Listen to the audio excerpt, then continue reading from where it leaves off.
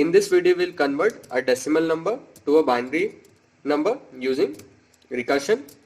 So I am going to make a function name convertToBinary. Okay, so let's make a if statement.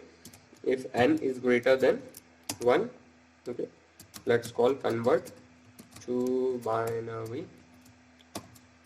Okay, and now let's print n percentage of 2.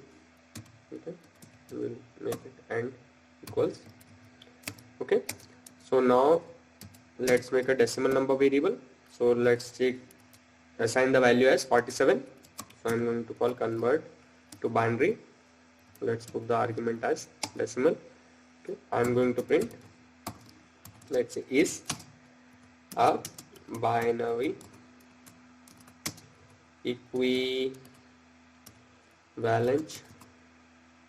of, let's say, 2 decimal of, okay, and then we'll put decimal. So let's run it.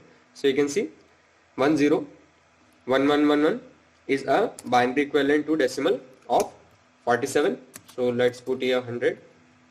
So you can see the binary equivalent to decimal of 100 also.